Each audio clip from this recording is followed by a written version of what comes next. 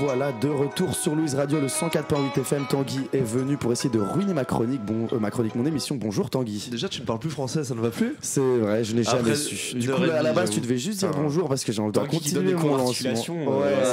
C'est l'hôpital qui se fout de la charité. Alors, du coup, c'était une très belle musique et maintenant nous allons avoir droit à une très belle chronique. De quoi on parle? On parle des idées reçues avec Justine. Je t'écoute. Hello, bonjour.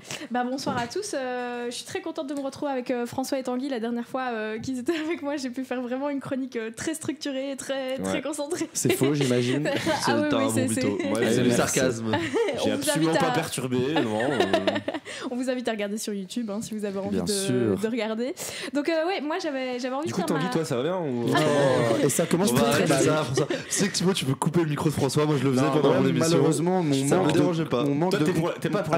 manque de compétences m'empêche de sélectionner quel micro. Il y a un monde où je coupe celui de Justine. Ah oui, mais je peux te dire si tu veux. Tu me diras après s'ils sont trop saoulants. On va essayer de se lancer dans la chronique quand même. Oui, moi j'ai eu mon idée de chronique à cause d'un trait de caractère que j'ai, qui m'est propre, et je pense qu'on est beaucoup à avoir ce même trait de caractère, c'est que je déteste être prise pour une truffe. L'expression, elle mérite d'exister déjà. J'ai préparé mon intro avant d'arriver, donc prise pour une truffe, c'était vraiment, c'est noté sur mon ordinateur quoi. Donc voilà, je déteste qu'on altère la réalité, qu'on déforme l'information, etc. Et donc pour ça, j'avais envie de faire une chronique ce soir sur les idées reçues, et donc voilà, je vais faire surtout sur 2 idées reçues qui sont vraiment très très connues et qui ont un sens qui selon moi est intéressant. Et puis après, si on a le temps, on fera un petit quiz sur des mini idées reçues et on verra si c'est vrai ou faux. J'espère qu'on aura le temps, j'adore les quiz. Valentin, si tu m'entends. J'espère qu'on aura le temps aussi. Alors, on va commencer par quelque chose. Je vais vous poser une question en fait, et il n'y a pas vraiment de mauvaise réponse parce que ça touche plus à vos croyances, etc. Mais est-ce que vous pensez que la malédiction de Toutankhamon existe vraiment? Ça c'est intéressant. Attends. Ça, c'est vraiment très. Tu peux expliquer ce que c'est peut-être? Oui, je vais réexpliquer après si vous voulez. C'est le fait que les pyramides soient maudites ou je sais pas quoi. En fait, le fait qu'un tombeau précisément soit maudit. Ouais. Donc on va faire peut-être un bref rappel historique et comme ça je vous reposerai la question après. Oui. Ouais, donc, mais c'est les mecs qui ont découvert qui sont morts après. Oui, c'est ça. Et toutes les équipes. Exactement. Voilà. Mais je sais pas parce qu'il y avait des pièges dans les pyramides, ça c'est sûr. Ouais, ça c'est vrai. Pour les pilleurs. Et je crois qu'il y a, mais je sais pas, c'est un truc. Enfin, en vrai, je sais plus. Je sais bien qu'il y a une explication, mais j'ai pas vu une histoire de piège. Donc, si. Enfin, moi, je suis quasi sûr qu'il y avait des pièges. Ouais, parce qu'en fait, c'était des tombeaux. Je peux pas dire que c'est pas vrai. J'ai pas vérifié. Mais donc, pour faire une petite capsule historique, Toutankhamon, qui c'est un pharaon qui est né aux alentours de moins 1345. Il est le 11e pharaon de la 17e dynastie qu'on appelait le Nouvel Empire. Et alors, pourquoi est-ce qu'il est connu et pourquoi est-ce qu'on parle de malédiction de Toutankhamon? Eh ben, en réalité, parce que son tombeau a été découvert il n'y a pas très longtemps, en 1922, donc il y a un siècle précisément, dans la vallée des rois, par 2 personnes dont le nom va devenir célèbre par la suite, qui s'appellent Howard Carter et Lord Carnarvon. Alors, pourquoi est-ce que Toutankhamon est célèbre? Déjà parce qu'il avait un trésor plutôt cool dans son tombeau, et puis ensuite parce qu'il y aurait une malédiction autour de lui qui se serait abattue sur tous les étrangers qui auraient violé sa tombe. Alors, est-ce qu'on y croit du coup? C'est ça la question. Est-ce que vous y croyez? Je vais peut-être vous dire du coup les événements qui se sont produits après qu'on ait découvert sa tombe, et puis vous allez me dire si vous pensez qu'effectivement c'est quand même ça fait quand même beaucoup, c'est quand même assez chelou, ou bien si vous pensez qu'il n'y a pas du tout de magie noire derrière tout ça. Okay. Donc il faut savoir déjà que juste avant l'ouverture du tombeau, le canari de Carter, qui on le rappelle est l'un des principaux des principales personnes qui ont découvert le tombeau. Le canari, c'est un des principaux. Non, Carter. C'est Howard Carter. Okay. C'est le canari. Il est taquin. Mais non, mais c'était pour être sûr. Donc son canari est mort, et pas de n'importe quelle manière, il est mort tué par un cobra, sachant que le cobra c'est quand même le symbole des pharaons. Bizarre. Ça c'est une anecdote quand même à raconter. Coïncidence, je ne crois pas. Qui n'arrive pas à battre un cobra. Ouais, choquant. D'habitude les canaris les fument. Malédiction là, je sais pas. Il faut quand même dire qu'à cette période de l'année, les cobras étaient assez rares en Égypte. Okay. Donc voilà, ça fait un peu suspect. Ça rajoute à la légende. Okay. Bon, on commence doucement, on rentre dans le bain. Pour l'instant, le tombeau n'a pas encore été ouvert, donc tout va bien. Sauf que peu après l'ouverture du tombeau, Lord Carnarvon lui-même meurt. Comment? Un cobra. Encore un cobra également, oui. Tous des cobras. Il est piqué par un moustique et il meurt d'une infection. Et alors, particularité assez étrange, au moment où il décède, toutes les lumières de la ville s'éteignent. Et au même moment, en plus, donc simultanément, sa chienne qui, elle, est à Londres. Oh, j'ai vu le petit rire. Non, ça me fait rire parce qu'il y a beaucoup d'animaux qui sont en jeu dans cette. Il y en a que 2. Est-ce que il y avait le canari, le moustique, le cobra, la chienne. C'est un vrai zoo cette histoire. Donc au moment où il décède, il paraîtrait que sa chienne hurle et qu'elle décède également. Plus c'est pas sympa de parler de sa femme comme ça quoi. Genre. Voilà, super. J'étais sûre que l'on tu peux m'attirer un micro malheureusement je ne sais toujours pas laquelle c'est. Sur les dernières chances, j'adore les gens borderline. Je le fais plus. Oh t'inquiète, c'est rien de me dérange. Merci, très bonne blague. Alors un autre archéologue dans la foulée qui était présent également lors de l'ouverture du tombeau décède également d'une maladie mystérieuse. Mystérieuse vraiment ou on sait la maladie? Mystérieuse, genre on sait pas vraiment de quoi il est mort. Ok, peut-être qu'à l'époque il est tombé malade, mais oui, c'est vrai que ça fait quand même un siècle. Mais voilà, il meurt en tout cas. Une maladie mystérieuse. C'est mieux de dire mystérieux, ça rajoute le côté magie noire. Ça fait un peu ouh. Est-ce que ça ferait pas un peu mystérieux? Et puis alors le même mois, le financier George Gold attrape une fièvre soudaine juste après avoir visité le tombeau et décède le soir même. Et puis ensuite, pendant 2 ans, il y a toute une série de décès qui vont se produire au niveau des personnes qui ont visité le tombeau. Donc on a des professeurs, radiologues, simples visiteurs, mais également au niveau des proches des personnes qui ont visité le tombeau, comme l'infirmière de Lord Carnarvon, le secrétaire de Carter, etc., etc. Et en tout, ça fait environ 27 morts qui seraient prêtés à la malédiction de Toutankhamon. Vas-y, je t'en prie. J'ai une petite théorie, je sais pas si c'est probablement faux, mais est-ce que c'est pas juste une histoire de virologie? Ça veut dire en gros la plupart des gens qui sont étrangers, qui ont été dans la région, en fait, avaient un système immunitaire qui était juste pas du tout habitué aux virus propres, parce que généralement les virus peuvent être endémiques à certaines régions et tout. Et en plus, un autre truc. Donc déjà, ils avaient un système immunitaire qui n'était pas prêt pour les virus de base de ces pays-là. Et en plus, le tombeau a été fermé pendant très longtemps. Ça veut dire ce qui est sorti, qui était encore en vie du tombeau, à mon avis, devait avoir des virus où nos systèmes immunitaires à nous n'étaient pas habitués à ce genre de mutation ou quoi. Totalement. Donc en fait, ce qu'il faut comprendre, c'est que Toutankhamon, et effectivement, donc j'allais justement refaire une mise en contexte. Donc franchement, t'abordes très bien mon prochain point. Avec plaisir. Ah ouais, c'est une parfaite transition. Débunk Toutankhamon. Donc il faut savoir que lui, il a été mis en tombeau il y a environ 3000 ans. Et donc pendant 3000 ans, personne n'a ouvert le tombeau. Et la plupart des personnes qui sont décédées en réalité d'une infection des poumons. Et j'ai trouvé en fait. Je suis fier de moi. Pourquoi? Probablement parce que l'air là-bas n'était pas très frais à respirer. Ou bien qu'il y avait des choses dans l'air. Non, mais je crois qu'il y a un dérivé de bactéries. Enfin, je sais pas l'expliquer aussi. Comment? Mais je sais pas, il y a un délire de quand ils ont ouvert la tombe. Ça devait y avoir des bactéries en fait, c'est simple. Auxquelles ils n'étaient pas habitués. Il faut savoir qu'au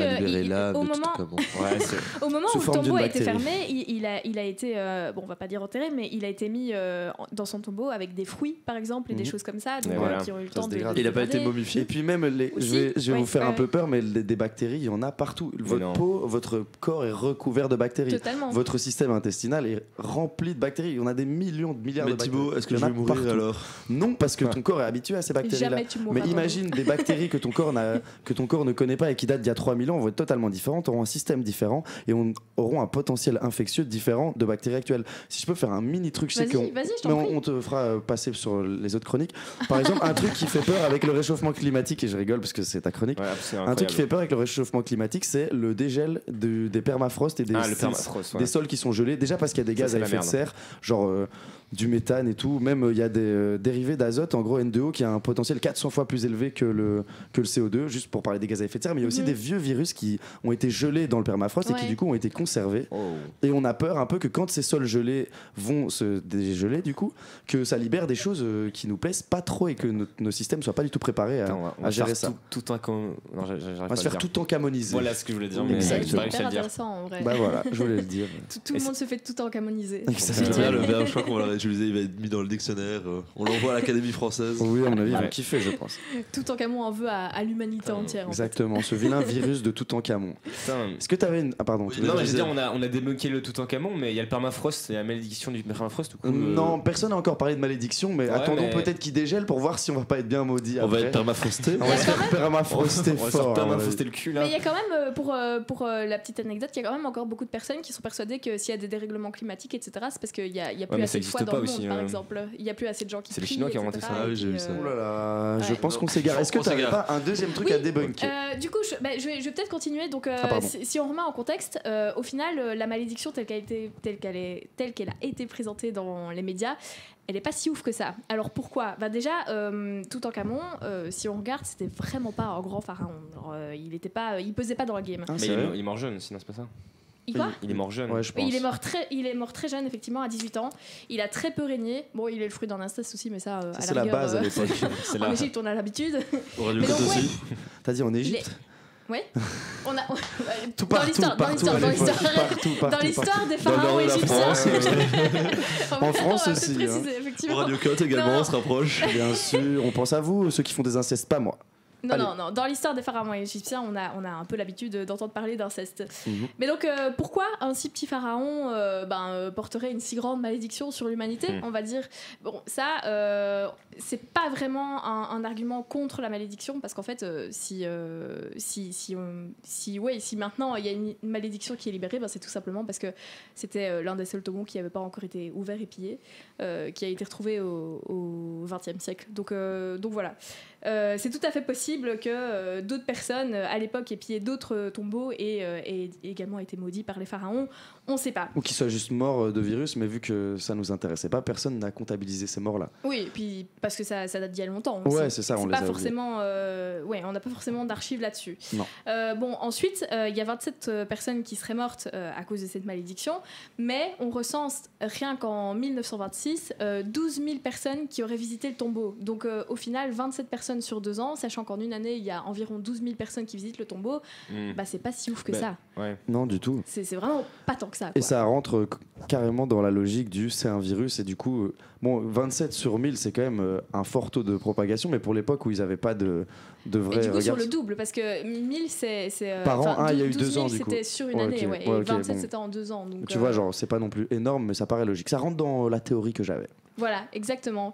Et puis aussi, faut retenir que Carter lui-même, il a vécu encore très longtemps après avoir ouvert le tombeau. C'est le principal, avoir Carter, ouais, c'est l'un des principaux concernés. Et puis aussi, on a attribué des morts à la malédiction, alors que c'était des personnes qui n'avaient pas du tout visité le tombeau. Alors peut-être des proches, des familles, etc.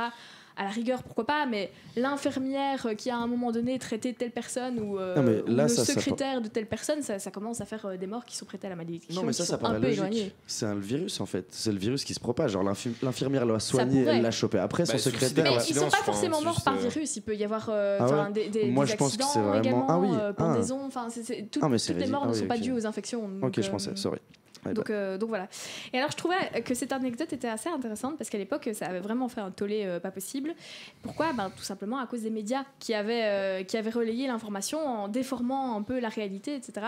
Et on peut encore voir ça maintenant dans certains médias et même dans des médias qui sont très sérieux et qui utilisent par exemple le conditionnel pour inséminer peut-être une idée dans le cerveau des gens sans vraiment se mouiller et risquer de dire oui effectivement on l'affirme, etc.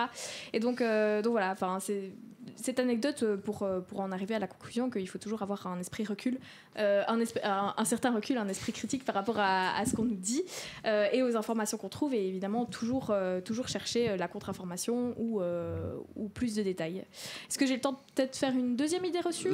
Soit tu fais la deuxième idée reçue, soit tu fais le petit jeu, c'est comme tu veux, mais j'avoue que les deux on pourra pas malheureusement, donc tu choisis. Pas de souci. La deuxième elle est encore assez intéressante aussi. Est-ce que vous avez déjà entendu l'expression avoir une mémoire de poisson rouge?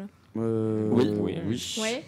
Donc est-ce que selon vous un poisson rouge ça a une mémoire très très courte de quelques secondes c'est un mythe quoi. Vous avez déjà entendu parler de cette Moi j'ai vu l'étude, je crois c'est 3 mois, un truc comme ça, non? Oui, tout à fait. Donc en fait il y a une espèce d'idée reçue qui dirait que les poissons rouges en fait ça a une mémoire de seulement quelques secondes, et du coup quand on les laisse dans un bocal ça pose pas du tout de problème parce qu'ils se rendent pas compte qu'ils sont dans un endroit très restreint, vu qu'une fois qu'ils ont fait le tour de leur bocal ils se rappellent déjà plus de leur point de départ. Alors c'est pas vrai du tout. Il faut savoir qu'un poisson ça a plutôt une bonne mémoire, comme dit Tanguy. Ça peut avoir une mémoire même de 3 mois, c'est-à-dire qu'un poisson est capable de rentrer dans un labyrinthe, trouver la sortie, refaire le labyrinthe 3 mois plus tard et ne pas se tromper, reprendre le même chemin. De la même manière, il est possible de dresser son poisson rouge aussi. Vraiment, si vous regardez des vidéos YouTube, vous voyez qu'il y a des poissons rouges qui sont capables de faire des parcours d'obstacles, etc. Comment faire passer le cerceau à Bulle? Alors, comment, je sais pas, mais je sais que c'est possible. Et puis, vous avez déjà entendu parler de Pavlov? Ah, mais c'est ça que j'allais dire.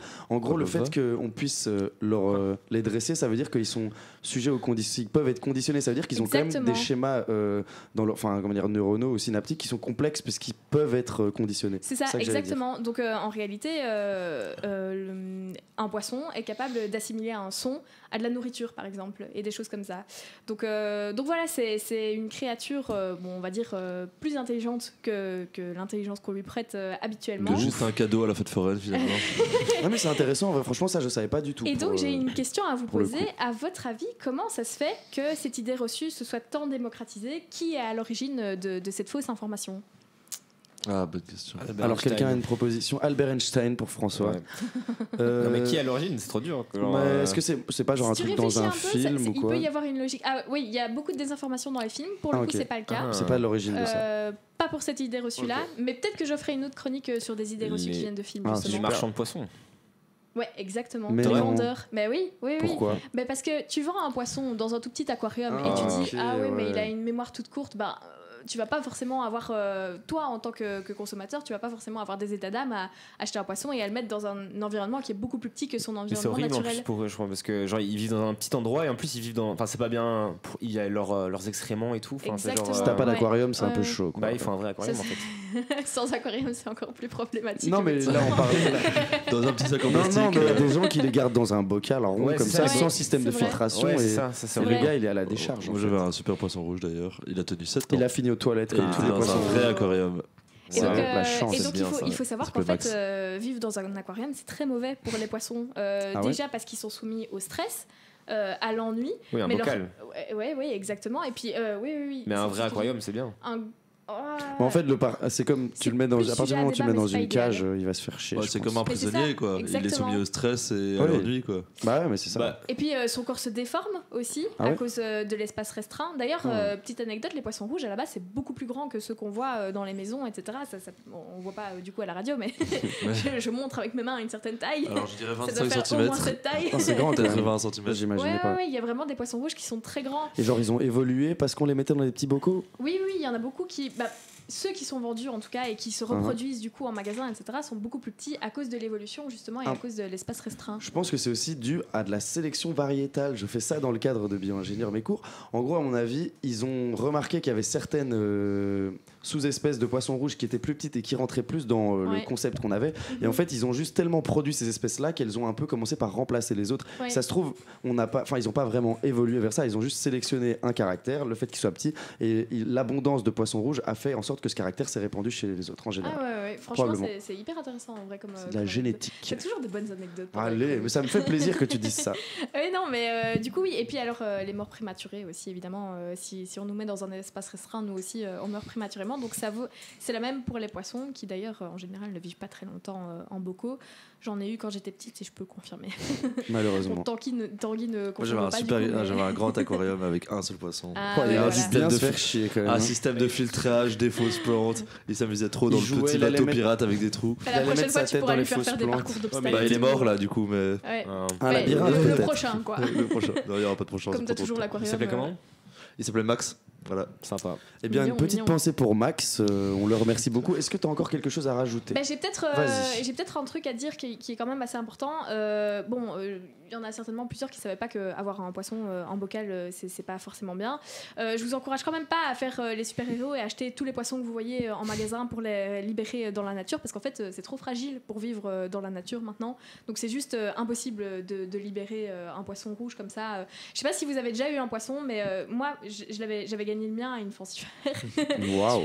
Et du coup, il était dans un petit sac plastique et il fallait mettre le sac plastique dans l'aquarium le temps que la température du sac plastique s'adapte à la température de l'aquarium, puis libérer le poisson dans l'aquarium, etc. Enfin, c'était vraiment tout un bordel. Donc, on lâche pas un poisson comme ça dans la nature, dans une eau bien froide, il meurt direct. C'est impossible. Et puis en plus, ça encourage la vente parce que évidemment, s'il y a de l'achat, il y a de la vente. Donc, ça, c'est vraiment intéressant. Ne faites pas ça. Et ne faites pas ça avec les canaris non plus, parce que un canari en cage, c'est pas bon non plus. De toute façon, j'ai des cobras. J'avais vu, je me souviens il y a quelques années, une vidéo de Nabila qui, avec son grand cœur, avait voulu libérer un canari et du coup l'avait juste acheté et l'avait relâché. Et en fait, il est probablement mort dans les heures ou dans les jours qui suivent. Dans les minutes. Probablement. Mangé par un poisson rouge, c'est comme la cobra qui passait. Donc voilà, ne faites pas ça, n'achetez tout simplement pas d'animaux ça fait en penser cage. en Inde où ils capturent des pigeons et ils demandent aux touristes de payer pour relâcher les pigeons qu'ils viennent de capturer.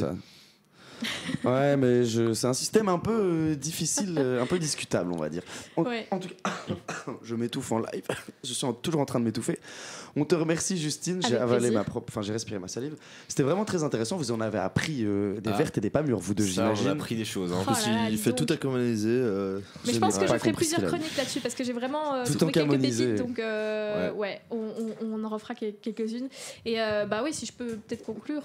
Vas-y, désolé. Voilà. Je te coupe la parole. J'avais juste une petite phrase. Disclaimer. Restez critique, c'est important. Ouais.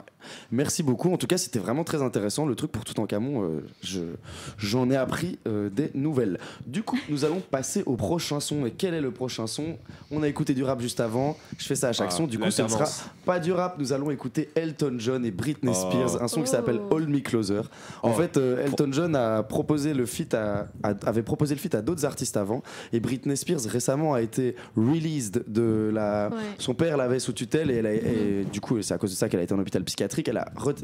Légalement, elle s'est démise de la tutelle et donc elle peut un peu faire ce qu'elle veut et gagner surtout son argent pour elle parce que son père a beaucoup joué avec son argent. Et Elton John, pour la soutenir, lui a proposé de faire ce son avec elle, un son que j'aime beaucoup. Nous allons l'écouter tout de suite.